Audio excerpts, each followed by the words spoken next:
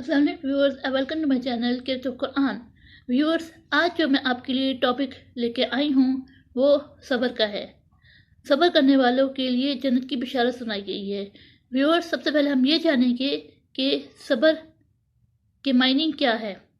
صبر کے لغوی معنی ہے روکے رکھنا، زندگی میں پیش آنے والے ہر قسم کے ناپسندیدہ اور ناموافق حالات کو تمام پریشانیوں، مصیبتوں اور محرومیوں سمیت محض اللہ تعالیٰ کی خاطر برداشت کرنا اور ان پر اپنے نفس کو کوشش کے ساتھ مضطرب، بے قرار اور بے قابو ہونے سے روکے رکھنا، یہی صبر ہے۔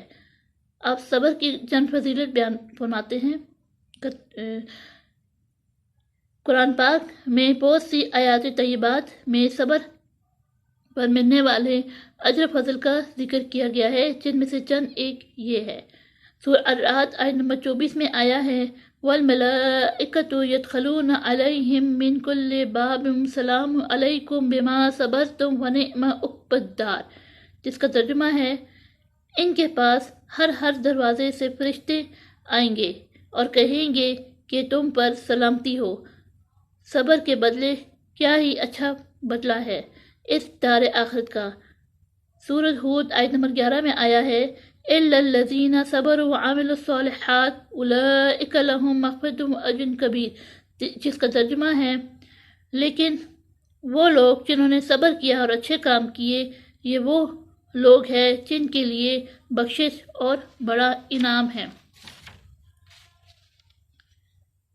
ایک اور سورۃ فرقان آیت نمبر 75 پہ آیا ہے اولئک یجزون الغرفۃ بما صبروا، جس کا ترجمہ ہے ان کو بہشت کا جھروکا ملے گا صبر کے بدلے میں۔ سورۃ زمر آیت نمبر 10 میں آیا ہے انما یوفی الصابرون اجرهم بغیر الحساب، جس کا ترجمہ ہے صبر کرنے والوں کو ان کی مزدوری بے حساب ملے گی۔ صبر کا ذکر حدیث مبارکہ میں بھی آیا ہے، جس میں سے چند ایک حدیث یہ ہے۔ نمبر 1 حدیث ہے صبر آدھا ایمان ہے، اور دوسری حدیث ہے صبر کرنا روشنی ہے۔ جب بھی مسلمان کو کوئی ذہنی اذیت، جسمانی تکلیف و بیماری، کوئی رنج و غم اور دکھ پہنچتا ہو، یہاں تک کہ اگر اسے ایک کانٹا بھی چبھ جاتا ہو اور وہ اس پر صبر کرتا ہے تو اللہ اس کے گناہوں کو معافی فرما دیتا ہے۔ اب سب سے امپورٹنٹ غصے پر صبر۔ حضرت ابو ہریرہ رضی اللہ عنہ بیان کرتے ہیں رسول اللہ صلی اللہ علیہ وسلم نے فرمایا طاقتور وہ نہیں ہے جو دوسروں کو بچار دیتا ہے، طاقتور تو وہ انسان ہے جو غصے کے وقت اپنے آپ پر قابو رکھے اور صبر کرے۔ حضرت معاذ بن انس رضی اللہ عنہ سے بیان کرتے ہیں کہ نبی اکرم صلی اللہ علیہ وسلم نے فرمایا جو شخص غصے کو پی جاتا ہے حالانکہ وہ اس کو نافذ کرنے پر قادر تھا، تو قیامت کے دن اللہ پاک اس کو تمام مخلوقات کے سامنے بلا کر اختیار کر دیں گے کہ حوروں میں سے جس کو چاہو پسند کر لو۔ اب دوسروں کو صبر کرنے کی تلقین کرنا۔ اللہ رب العزت نے اپنے مومن اور صالح بندوں کی یہ بھی صفت بیان فرمائی ہے کہ وہ ایک دوسرے کو صبر اور حق بات پر قائم رہنے کی نصیحت کرتے ہیں۔ سورہ عصر آیت نمبر 3 میں آیا ہے وَتَوَاصَوْا بِالْحَقِّ وَتَوَاصَوْا بِالصَّبْرِ، جس کا ترجمہ ہے اور وہ آپس میں حق کی وصیت اور صبر کی نصیحت کرتے ہیں۔ اللہ کے رسول صلی اللہ علیہ وسلم بھی رنج و غم کے موقع پر ایسا ہی کیا کرتے تھے۔ آپ صلی اللہ علیہ وسلم جب غزوہ احد سے واپس تشریف لائے تو خواتین اپنے اپنے عزیزوں اور رشتہ داروں کا حال معلوم کرنے کے لیے حاضر ہوئیں۔ جب حضرت حمنہ بن حجس نبی صلی اللہ علیہ وسلم کے سامنے آئیں تو آپ صلی اللہ علیہ وسلم نے ان کو صبر کی تلقین فرمائی اور فرمایا اپنے بھائی عبداللہ رضی اللہ عنہ پر صبر کرو۔ انہوں نے انا للہ و انا الیہ راجعون پڑھا اور دعائے مغفرت کی۔ پھر آپ صلی اللہ علیہ وسلم نے فرمایا اپنے ماموں حمزہ رضی اللہ عنہ پر بھی صبر کرو، اور انہوں نے پھر انا للہ و انا الیہ راجعون پڑھا اور دعائے مغفرت کی۔